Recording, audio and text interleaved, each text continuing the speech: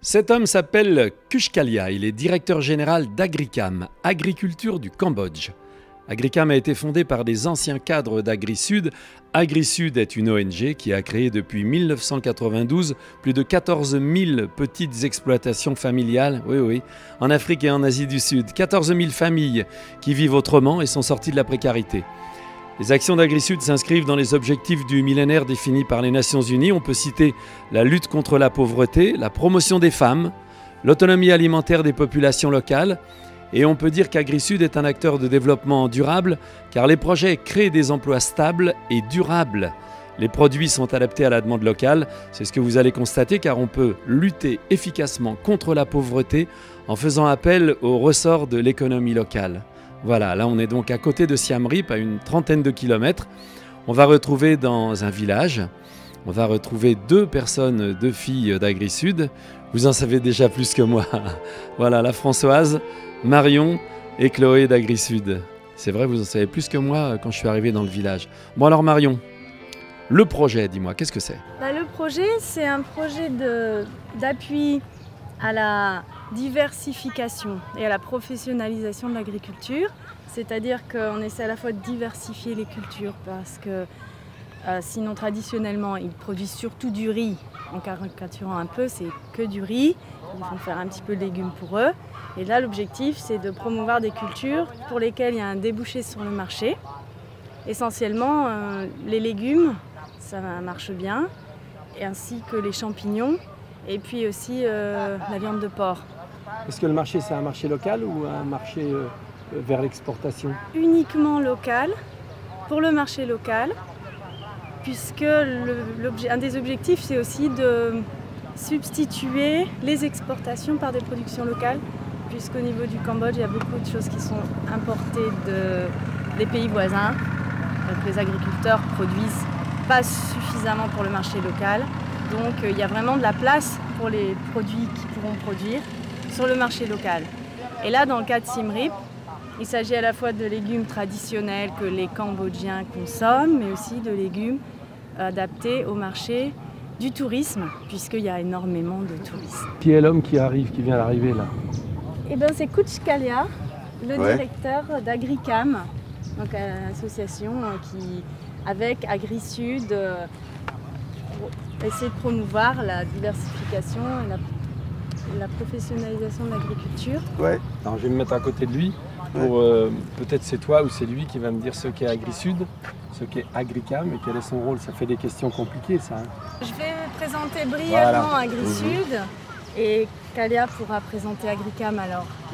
Donc AgriSud, c'est une association française, une organisation d'appui au développement qui donc essaie de contribuer au développement de pays en voie de développement, essentiellement en Afrique et en Asie, donc avec une spécialisation sur les activités agricoles.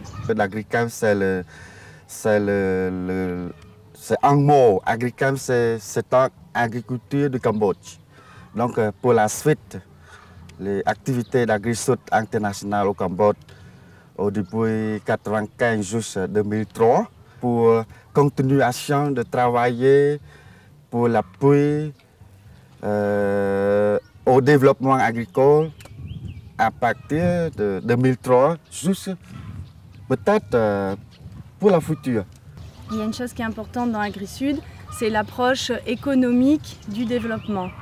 Donc l'objectif est de promouvoir des activités agricoles essentiellement, tournées vers le marché, c'est-à-dire pour lesquelles il y a un vrai potentiel économique. Pour que les gens non seulement se nourrissent, mais gagnent de l'argent.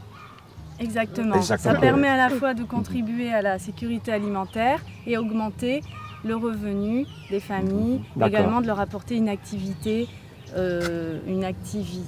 durable, une activité économique, donc également promouvoir des emplois. Et nous avions rendez-vous chez... Bonjour madame, bonjour monsieur, chez vous.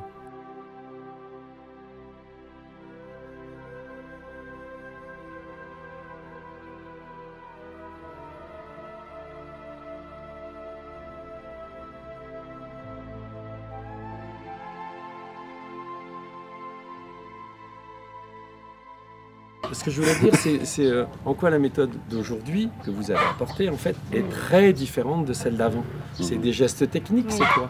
Ah oui, alors par exemple, techniquement, Voilà. c'est l'apprentissage des méthodes de pépinière, par exemple. Avant, ils n'avaient pas l'habitude déjà de cultiver toute cette variété de légumes. C'est quoi les légumes alors? Alors, c'est très diversifié. C'est-à-dire Alors, des ça va haricots, des petits pois? Pas de petits pois, non, mais des haricots, des tomates, des poivrons, des concombres, des salades. Ça n'existait pas avant? Pas toutes. Alors essentiellement, par exemple, la tomate rouge, Oui. ils ne produisaient pas. Ils ont l'habitude de manger de la tomate verte, traditionnellement. Hein. D'accord. Donc on fait de la tomate rouge et maintenant ça se vend, même sur le marché local. Hein. C'est pas seulement pour les touristes. D'accord, j'ai compris. Et alors par exemple, notamment pour les salades, bon, ils ont l'habitude de faire ce qu'on appelle la laitue traditionnelle. Oui. On leur a appris la technique de pépinière, J'ai compris. c'est-à-dire de planter, fabriquer les petits plants de salade que nous allons repiquer.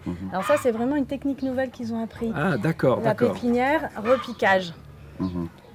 Un deuxième point, par exemple, ça va être sur la fertilisation sol. organique. Organique avec le fumier des vaches. Voilà, ouais. on leur a appris à faire du fumier, à utiliser le fumier plutôt que des intrants. fertilisants chimiques Bien sûr. qu'ils avaient l'habitude d'utiliser, pas forcément en énorme quantité parce que ça coûte cher, donc déjà il y a un facteur économique qui les limite, Ouais. mais ils ne les utilisent pas forcément bien au beau moment. Donc déjà on leur apprend à utiliser mieux les fertilisants chimiques et petit à petit à substituer avec les fertilisants naturels. Donc on leur apprend à faire du compost solide. Vous allez certainement pouvoir voir ça au cours d'une Ouais, visite. c'est intéressant. Et du compost liquide aussi, dans une jarre, donc à partir des effluents. Justement, on insiste sur la complémentarité entre l'élevage, Oui, vous voyez les cochons là-bas, Et puis l'agriculture. ils ont des vaches aussi, et les cultures. bien sûr. En faisant la promotion des légumes, parce que c'est ça qui va permettre de gagner de l'argent, c'est le légume. Et en même temps, on insiste sur la complémentarité avec l'élevage de porc. Alors même si le porc, finalement, si on fait le bilan, hein, ce qu'il gagne, ce qu'il dépense, le porc ne génère pas une grande quantité d'argent par rapport aux légumes, mais il joue plusieurs rôles importants. Donc à la fois la production d'effluents qui vont servir à fertiliser. Également, le porc, c'est un moyen d'épargne. On nourrit le porc pendant tout au long, petit à petit. Et au moment où on a besoin d'argent, s'il y a une fête, on vend le cochon et ça fait une grande somme d'argent qui rentre d'un coup. Alors qu'avec les légumes, ça va être petit à petit. D'accord. J'ai compris. Donc Très le bien. porc a plusieurs rôles très importants, y compris la production de gaz. Voilà. Parce qu'on est en train de... J'ai compris ce que je n'avais pas compris. Voilà. Ah, merci, merci. Donc le gaz. Il met une feuille de plastique par terre, il fait un trou. Une vas-y. réserve en fait. Voilà. Donc il creuse avec une bâche pour Ouais. contenir l'effluent. L'effluent, c'est de la merde. Oui, voilà. Voilà. Non, mais qu'on comprenne bien, que ce soit clair. La merde De porc, de porc de cochon et aussi de, Et de bœuf. et de bœuf. vaches. Ah, il mélange Il les mélange deux. tout. Super. Donc là-dessous, Ouais, là-dessous, on va regarder après. il y a la merde. D'accord. Donc, en fait, on la met Qui repose. dans une poche fermée, Oui. de manière à pouvoir... Oui, oui. Voilà.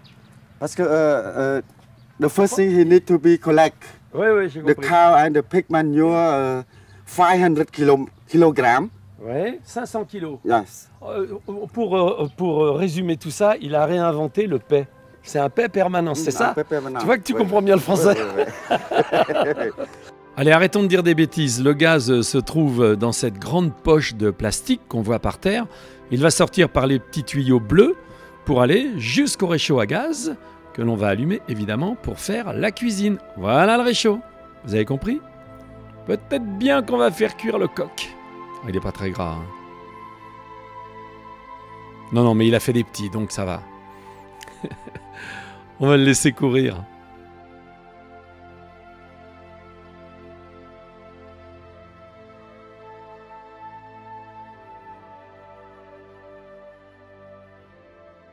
Oui, ce qui est intéressant avec Monsieur Young Sam, c'est qu'il est spécialisé dans la production de salades pour le marché du tourisme. Donc ce sont des salades spéciales touristes. Il fait les deux, hein. Là-bas sur la droite, c'est la salade traditionnelle, Ouais. parce que les Khmers consomment de la salade. Mais ensuite, plus sur la gauche là-bas, ce sont des variétés spéciales qui ont été introduites par le projet AgriSud, AgriCam. Il y a 6 variétés de salades différentes. Donc, il y a de la feuille de chêne, rouge, verte, de la romaine. Et ça, c'est destiné pour les hôtels et restaurants. D'accord. Et particulièrement, alors pas uniquement, mais comme c'est un projet qui est financé par le groupe Accor, un des objectifs du projet, c'est de fournir des légumes de qualité à l'hôtel Sofitel Royal Encore, donc l'hôtel du groupe Sofitel qui se trouve à Siem Reap. D'accord. Alors l'avantage, c'est que ces salades pour le marché du tourisme se vendent beaucoup plus cher que la salade traditionnelle. C'est à peu près 4 fois plus. 1 kilo de salade, de feuilles de chêne par exemple, c'est environ $1, ou 4000 riels, alors que la salade traditionnelle va se vendre 1000 riels le kilo.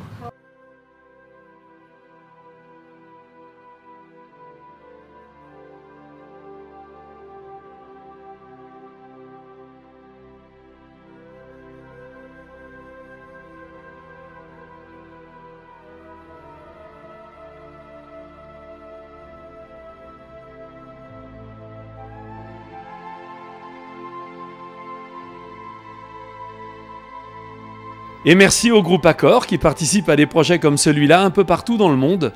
Eh ben ouais, merci.